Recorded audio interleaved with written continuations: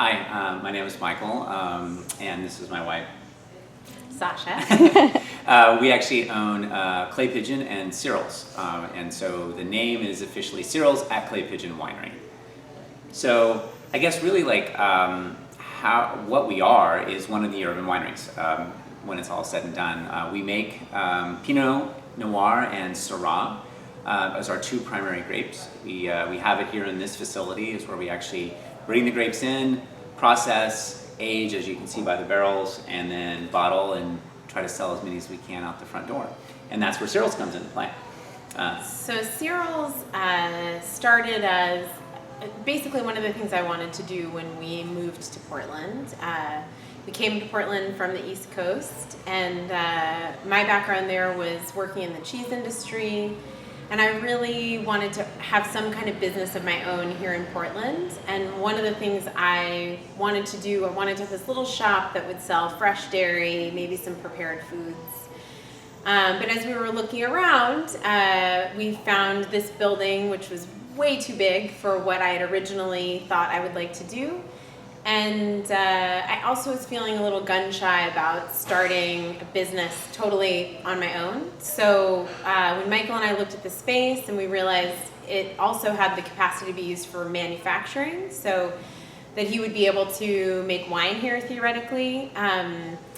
When he first suggested we should just do it together, that was like just the little push that I needed. But obviously a winery plus a fresh dairy shop kind of just didn't gel. So the more that we looked at it, I think I could see a bigger vision for my interest in food. And so Cyril's has really, grown in concept and in reality to be much more of a restaurant. We're open for lunch and dinner, and definitely feels sort of like a mashup between a restaurant and a wine bar, because obviously wine is a big part of what we do. It's one of the things that draws people here is because it's an active producing winery. But our goal is really to make food that you could make for yourself at home, but often don't take the time to do. So we want the menu to feel very recognizable. We want people to feel really comfortable here. And part of that gets into kind of one of the things that both Michael and I had our own experiences of, me and my kind of cheese corner of the food business in New York, and Michael on the wine side. And I will let you talk in a minute, but in cheese, I realized very quickly that standing behind the counter could make other people shopping feel sort of intimidated, like they didn't know enough. And I've encountered that too in cooking, where people really feel like, I don't really know how to cook. I don't know how to pick good things that go together. And so one of the things we really wanted to do here was to encourage people to taste, encourage people to try things that they maybe haven't liked in the past and see if their palate's changed. And really just encourage people to be aware and kind of use their palate as another way to experience life without sounding too cliche. Yeah, but no, I agree. I think working in wine, so we lived in New York, and we had come, I had worked in wine retail at a pretty massive wine shop, and then I had worked as a sommelier at a 4-star and I think 2 Michelin star restaurant. And so I'd seen kind of the spectrum as far as how people approached wine. But the one thing that was pretty universal was a high intimidation factor. And it always kind of depressed me, because I felt like we were kind of shooting ourselves in the foot in the wine industry by basically making it feel really exclusive and pulled away, and we're the experts and you're, and I think, so I think again, when we looked at this space and we saw it, for me, I saw it as this way of like, we wanted to empower people to really kind of try things and get to know their palate and really trust themselves. But two, we could have done a winery with a tasting room like established wineries do. But I think we felt that we wanted to be a part of a community. That's why we're in the city. It's, we're on a pretty busy avenue that allows people to kind of come by on their way home, between, coming for a meeting, let's say for lunch. But really, again, like kind of emphasize between the food and the wine that we're making that it all goes together, that you have wine on the table with a great meal, you have a meal, and that should be accompanied by a great food-friendly wine. And so that's what we're really striving to do. I think also there are a number of urban wineries. That movement has really been in growth mode in Portland, and each urban winery is doing their own thing. One of the things that we saw a big opportunity to do was, given that a winery requires a certain amount of space, or at least the way that we make wine and are comfortable making wine, we wanted a certain amount of space, but that space is really only actively in use for maybe 8 weeks, 10 weeks out of the year during harvest and then bottling.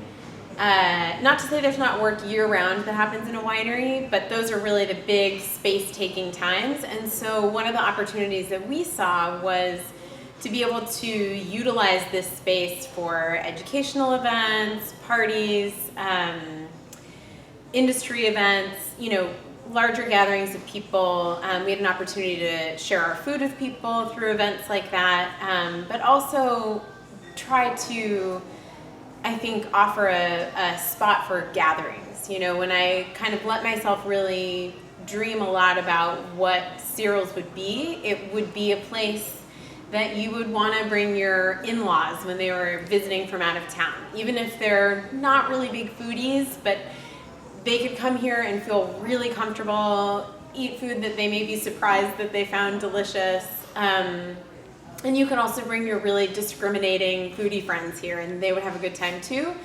And that you would want to have your 50th birthday party here, and having this extra space in the winery allows us, we see our space as like a giant theater set. Exactly.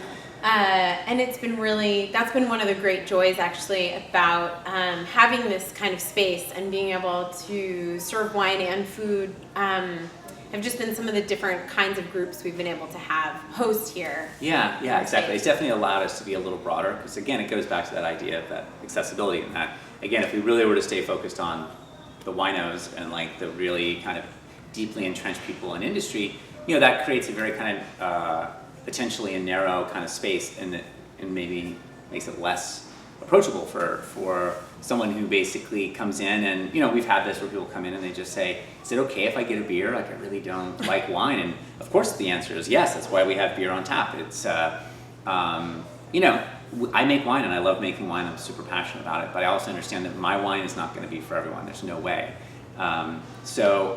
We are big fans of certain days you want that wine, some days you don't. And I want a beer sometimes, I want white wine, and I don't want to necessarily have my Pinot Noir every day. So, we try to emphasize our wine, but also our friends here in Portland, the great winemakers of Oregon and in the kind of general Pacific Northwest.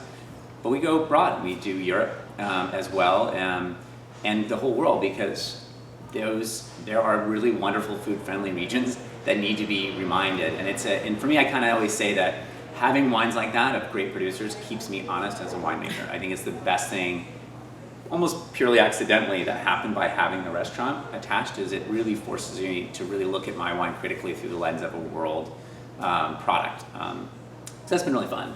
But yeah, and So why Clay Pigeon? Oh, right. So my name is Claypool's my last name. So I didn't want to name the winery after myself, and then after doing some research, I realized there already was a Claypool family vineyard in California, so that was out. So we started playing around with the name, or just, as we kind of said, you do the family name or you do the rock band name, and it's like it's the album cover kind of thing. And there's some great ones. Love and Squalor is a good friend of ours. Bow and Arrow, like these guys, they got great names. And we kind of struggled and played around with that. And a friend of ours basically was like, "Why don't you just call it Clay Pigeon? Make a play off your last name, Claypool." And we kind of thought about it, and it stuck, and we kind of put it on the shelf for a while. And then, the more I thought about it, it does have some really kind of fun connotations in the sense of, grapes arrive. I kind of always say grapes arrive every year, and it's a little bit like throwing the skeet, and the thing takes off, and your job is to try to hit it as close as you can to the thing you want to make, like that bullseye. And that mixes in with a lot of variations, right? I mean, just like with skeet, you're kind of paying attention to all the factors. There's the same thing. It's the weather. It's the year that basically was given to us. The style of wine people really love to drink, and your preferences and the things you want to experiment with. So it seemed to start to kind of resonate a little bit, and so we kind of went down this path. You know, whereas like Cyril's, that name kind of an unusual name. It's kind of on the return, it seems, but it's actually named after Sasha's grandfather. Yeah, which was much more partly because we don't have kids, and I felt like it would be nice for the thing I created to give some nod to my family, and part of it was a little bit tongue-in-cheek in that my grandfather is English, and Michael and I have often joked that my capacity to digest successfully so much dairy comes from my British genetics, and also, you know, it was similar to kind of the process Michael's describing, where I've always loved the name Cyril's. I felt like it was a very unique name. And also that when I thought about I didn't get to spend a lot of time with my grandfather growing up because he was in England. I grew up in the United States. But I have very, very fond memories of the time I did get to spend with him. And I liked being around him a lot. And those qualities seemed very much in line with the experience I really hoped to create for people here. And if you want to take it even a little bit farther, you know, I was a young American kid visiting a country I'd never been to before, and being with family that I, you know, felt like I should know but didn't know very well. And I think that's how some people look at food and wine. There's, you know, this kind of presumption that you should know what you like, but maybe you haven't learned that yet. And so anything we can do to make that more enjoyable and fun and easeful is, you know, felt very much kind of in line with what we really wanted our business to be. So now I have a question for you, both of you, and more for you first. So how many pounds of cheese do you eat a week? Oh my gosh. I think it's definitely changed. So I would say when I started working in cheese, I'm certain that I ate at least like 1.5 to 2 pounds of cheese a week. I'm sure of it because You used to eat like a quarter pound a day. Right, It felt like. right. Because she used to basically run the caves at a couple of places, which means there's like 150 to 250 cheeses that she has access to, and she has to Right. keep the quality high. So it means trying a lot. Right. And I felt like, yeah, you easily were coming home having had a quarter pound or Right, more. and then I would bring cheese home that I was Then really we- excited for Michael or for our friends to try, and I'd eat more cheese at home. And so, And her cholesterol went down. right, during that this was period, kind of which is amazing. I remember after the first year I had worked in cheese, I thought, okay, I gotta get myself to the doctor and get a physical and my cholesterol checked because I was certain it was going to have skyrocketed, and it was fine. Now this is, 10 years later, so I don't know that I could do that now, but also I've found that knowing that cheese is always there, I don't feel quite as grabby about it. So knowing that it's, I have access to it, I know what I like, I probably now, I would say, probably only eat, I don't know, quarter pound, half pound a week. Yeah. So, yeah, it's still definitely, and So I feel like go-to comfort food. cheese is sneaky that way though, because it's in things, Right. So I'm thinking about like, when do I pull a piece of cheese out of the fridge and just eat that? But really, it's on salads. Exactly. So, yeah. Mac and cheese, those Yeah. kinds of things, yeah. So, Now you also have a book. I have two books. 2 books out. Yeah, so when we moved to Portland, I had a great opportunity. I had really wanted to write a book when we lived in New York, and that kind of fell through. And so when I got here, there was a local publisher that was looking to do a sort of encyclopedic guide to cheeses produced on the West Coast.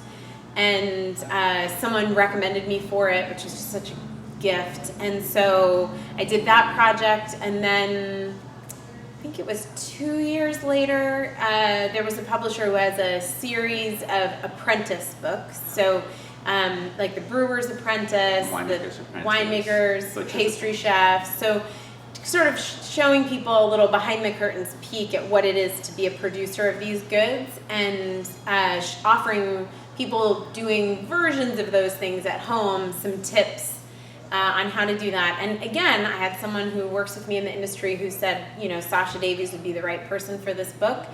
And that is the Cheesemaker's Apprentice. So interviews with kind of industry luminaries and combined with recipes for home cheese making. And yeah, I got to talk to all my cheese heroes. It was an amazing project. Yeah. And so now, Michael, this is for you. Okay. What was your aha wine moment? Oh, I'm glad you didn't ask him how much wine he drinks a week. Yeah, exactly. Which I've always say, like, if you want to reduce your consumption of wine, open a wine bar in a restaurant because you don't really have time anymore. But so my aha moment, you know, it's funny. I have this. I don't have this great background in the same way of like, oh, there was this one day and I was traveling and I had this one bottle. I do think that a really big aha moment for me, I've been studying wine and then was working. At this point, I want to say I was working at Blue Hill at Stone Barns. I think it was when I was the sommelier there, that I had an opportunity. We went over to France and we were in Burgundy, and there's definitely a series of ahas that come with that. One is it's a really complex system of Premier and Grand Cru kind of like parcels that are really micro. So trying to learn those is really hard in a book in the United States. Walking the fields was definitely the first aha. I think the second actually came at a restaurant where we sat down, we were having dinner. It was this kind of hole in the wall, yet amazingly chic, beautiful, in Echazeau, the town of Echazeau.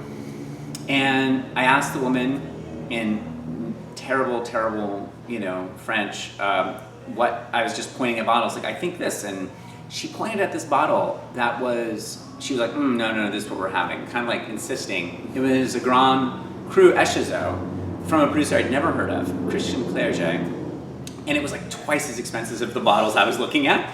But I remember thinking, wow, she is really into this wine, I should really try it. So we got it, and I just remember being blown away by this wine, by a small producer that I'd never heard of, who is barely at all ever imported into this country.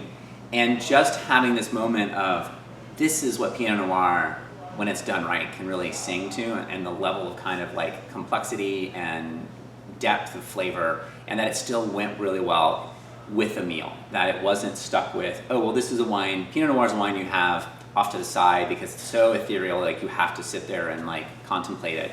That it actually is something you can drink and love. And I think it cemented a lot of things for me about my love of Pinot Noir, but also just my love of wine and like how it can bring together a whole thing. Like that bottle at that restaurant in that country with her, like just kind of like is locked as a great memory.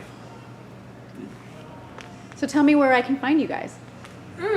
So we're in the Central East Side Industrial neighborhood of Portland.